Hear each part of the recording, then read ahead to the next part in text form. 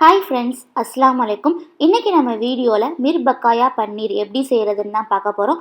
இந்த டிஷ் பார்த்தீங்கன்னா cook with கோமாளியில் Shivangi செஞ்சுருப்பாங்க. அதை பார்த்துட்டு நானுமே ட்ரை பண்ணியிருந்தேன். டேஸ்ட் பார்த்தீங்கன்னா ரொம்பவே சூப்பராக இருந்துச்சு. செய்கிறதும் பார்த்தீங்கன்னா ரொம்பவே ஈஸி தான். வாங்க வீடியோக்குள்ளே போய் எப்படி செய்கிறதுன்னு பார்க்கலாம். ஃபர்ஸ்ட் ஒரு மிக்சிங் பவுல் எடுத்துக்கோங்க. அதில் 2 டீஸ்பூன் கார்ன்ஃப்ளவர், 2 டீஸ்பூன் மைதா, 3/4 டீஸ்பூன் கடலை மாவு, தேவையான அளவு உப்பு, 3/4 teaspoon chilli powder, 1/4 teaspoon ginger garlic paste. இது எல்லாத்தையுமே நல்லா மிக்ஸ் பண்ணிக்கோங்க. மிக்ஸ் பண்ணிட்டு கொஞ்சமாக தண்ணி ஆட் பண்ணி ஒரு திக்கான பேஸ்ட் கன்சிஸ்டன்சிக்கு ரெடி பண்ணிக்கோங்க.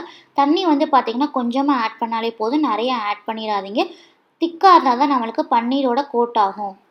இந்த மாதிரி நல்லா திக்கான பேஸ்ட் கன்சிஸ்டன்சிக்கு ரெடி பண்ணிவிட்டு நம்ம பன்னீர் ஆட் பண்ணிக்கலாம். நான் ஒரு 15 to 20 பீசஸ் வரைக்கும் பன்னீர் ஆட் பண்ணியிருக்கேன். இப்போ நம்ம பன்னீரில் நல்லா கோட் ஆகுற மாதிரி மிக்ஸ் பண்ணி விட்டுக்கலாம்.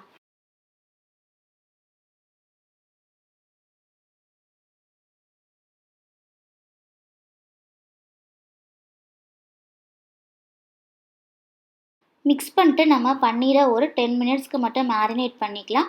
ரொம்ப நேரம் மேரினேட் பண்ணணுன்ற அவசியம் இல்லை, ஜஸ்ட் ஒரு 10 மினிட்ஸ் இருந்தால் போதும். 10 மினிட்ஸ்க்கு அப்புறமா நம்ம மேரினேட் பண்ணி வச்சுருக்க பன்னீரை ஆயிலில் ஆட் பண்ணி ஃப்ரை பண்ணிக்கலாம்.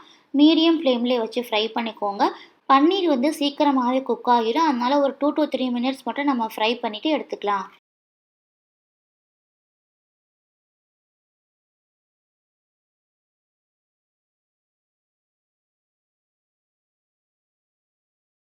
அவ்வளோதான், ஃப்ரை பண்ணியாச்சு. பார்த்தீங்கனாலே தெரியும் மசாலாலாம் பன்னீரோட கோட் ஆகி இருக்குது. இந்த அளவுக்கு நம்ம ஃப்ரை பண்ணி எடுத்துக்கிட்டால் போதும்.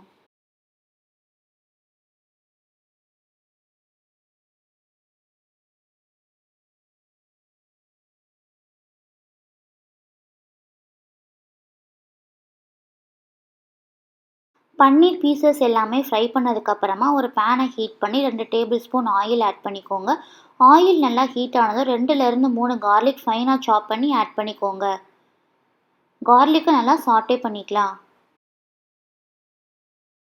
அதுக்கப்புறம் ஒரு மீடியம் சைஸ் பெரிய வெங்காயமாக ஃபைனாக சாப் பண்ணி ஆட் பண்ணிக்கலாம்.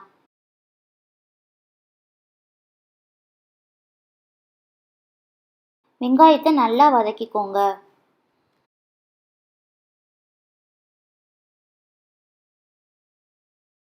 வெங்காயம் நல்லா வதங்கினதுக்கப்புறமா ஒரு பச்சை மிளகாயை சின்ன சின்னதாக கட் பண்ணி ஆட் பண்ணிக்கோங்க. அதையுமே நல்லா சாட்டே பண்ணிவிட்டு ஒரு சின்ன சைஸ் தக்காளியை ஃபைனாக சாப் பண்ணி ஆட் பண்ணிக்கலாம். இப்போது வெங்காயம் தக்காளி எல்லாமே நல்லா மேஷ் ஆகுற அளவுக்கு நம்ம வதக்கிக்கலாம்.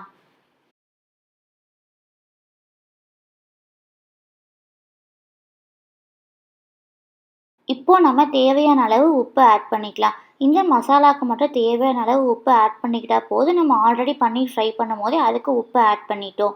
உப்பு ஆட் பண்ணிவிட்டு நல்லா சாட்டே பண்ணிக்கோங்க. வெங்காயம் தக்காளி எல்லாமே நம்மளுக்கு நல்லா மேஷ் ஆகி வரணும்.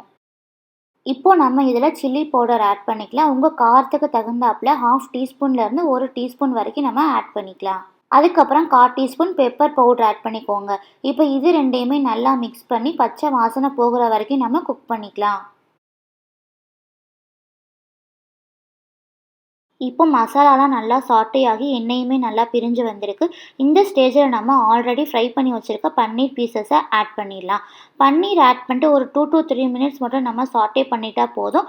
ரொம்ப நேரம் குக் பண்ணணுன்ற அவசியம் கிடையாது. ஸோ ஒரு 2 to 3 மினிட்ஸ் மட்டும் சாட்டே பண்ணிவிட்டு நம்ம ஸ்டவ்வை ஆஃப் பண்ணிடலாம். அவ்வளோதான், ரொம்ப டேஸ்டான மிர்பக்காயா பன்னீர் இப்போது ரெடி ஆயிடுச்சு. கண்டிப்பாக நீங்களும் ட்ரை பண்ணி பாருங்கள். உண்மையிலே அவ்வளோ டேஸ்ட்டாக இருந்துச்சு. ட்ரை பண்ணிவிட்டு எப்படி இருந்துச்சு அப்படின்றத மறக்காமல் கமெண்ட் பண்ணுங்கள். இந்த வீடியோ உங்களுக்கு பிடிச்சிருந்துச்சுன்னா லைக் பண்ணுங்கள், ஷேர் பண்ணுங்கள். மறக்காமல் நம்ம சேனலை சப்ஸ்கிரைப் பண்ணி சப்போர்ட் பண்ணுங்கள். தேங்க்ஸ் ஃபார் வாட்சிங்.